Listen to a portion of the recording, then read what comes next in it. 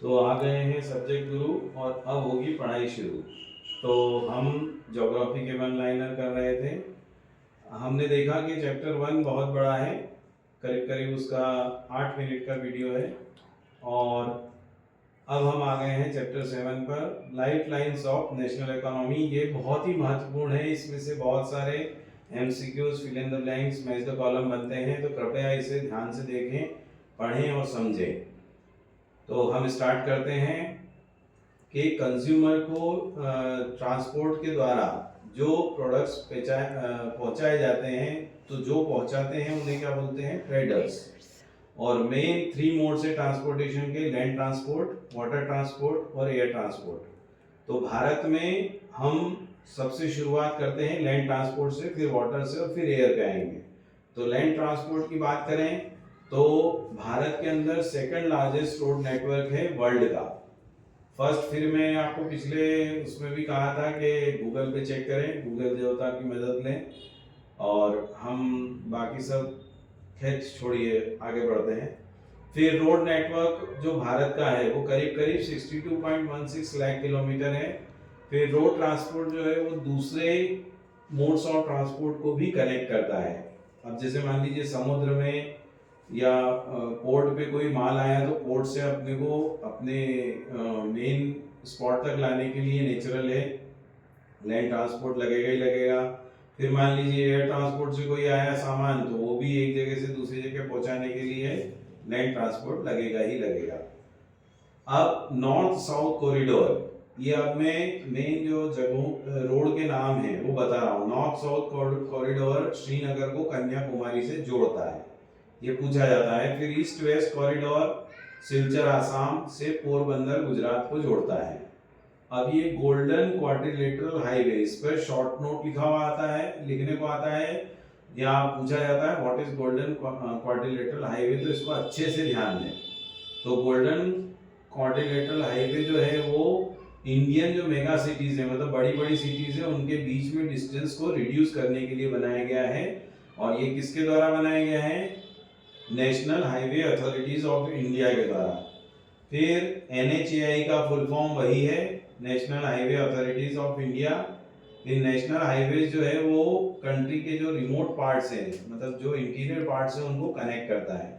इसी तरह से CPWD का फुल फॉर्म भी आपको याद रखना जरूरी है, सेंट्रल पब्लिक वर्क्स डिपार्टमेंट। और भारत के रोड्स का कंस्ट्रक्शन और मेंटेनेंस वो सेंट्रल पब्लिक CPWD डिपार्टमेंट के अंतर्गत ही आता है। फिर जो फेमस शेरशाह सूरी रोड है उसे नेशनल हाईवे नंबर 1 नाम दिया गया है, और ये दिल्ली से अमृतसर को कनेक्ट करता है। इसी तरह से स्टेट हाईवेज को मेंटेनेंस और कंस्ट्रक्शन की responsibility states public works department की है, जिसे हम PWD भी कहते हैं फुल फॉर्म में, पब्लिक वर्क्स डिपार्टमेंट। फिर जो जिले की रोड्स है, डिस्ट्रिक्ट रोड्स, उसके लिए जिला परिषद रिस्पॉन्सिबल है। फिर मेजर सिटीज को कनेक्ट करना है प्रत्येक गांव से, ये एक मुहिम चलाई गई थी। आपने कई गांवों के कोनों पर, रोड के कोनों पर ये देखा होगा, प्रधानमंत्री ग्रामीण सड़क परियोजना। फिर उसके बाद बॉर्डर रोड्स ऑर्गेनाइजेशन क्रिएटेड हुआ था कब? 1960 में, गवर्नमेंट ऑफ इंडिया के अंडर में। और इसका पूरा काम क्या है कि जो कंट्री की बॉर्डर एरियाज है उनके जो रोड्स हैं उनको कंस्ट्रक्शन करना और उनको मेंटेन करना। फिर नॉर्दर्न और नॉर्थ ईस्ट रीजन में जो स्ट्रेटेजिक इंपॉर्टेंस है रोड्स का, उसको बहुत बड़ा हाथ किसका है? बॉर्डर रोड ऑर्गेनाइजेशन का है। फिर वर्ल्ड का सबसे लंबा हाईवे टनल वो भारत में है, ये बहुत ही खुशी की और गर्व की बात है, जिसकी लंबाई 9.02 किलोमीटर है, 9.02 किलोमीटर्स। और इसे अटल टनल कहा जाता है। Right A short note on Atal tunnel आता है, तो आप ये 5-6 पॉइंट्स हैं, इसको विशेष ध्यान रखें। फिर अटल टनल जो है वो बॉर्डर रोड ऑर्गेनाइजेशन द्वारा बनाया गया है, नेचुरली गवर्नमेंट ऑफ इंडिया। अब अटल टनल जो है किसको कनेक्ट करता है? मनाली से लाहौल स्पीति वैली को। फिर भारत का जो अटल टनल है वो पीर पंजाल रेंज में बनाया गया है, हिमालयास की। और अटल टनल जो है एक 8000 मीटर अबोव सी लेवल की हाइट पर बनाया गया है। अब आते हैं हम ट्रेन पर। तो भारत की सबसे पहली ट्रेन चली थी 1853 में, और कहाँ से कहाँ तक चली थी? तो मुंबई से थाने के बीच में चली थी, और कितने किलोमीटर कवर किया था? तो 34 किलोमीटर करीब उसने कवर किया था। और जो भारत का रेलवे ट्रांसपोर्ट है उसे 16 रेलवे डिविजन्स में बांटा गया है। अब आते हैं गैस पाइपलाइन। तो भारत की पहली gas pipeline HVJ, Hazira Vijaypur Jagdishpur के नाम से है, जो करीब 1700 किलोमीटर लंबी है।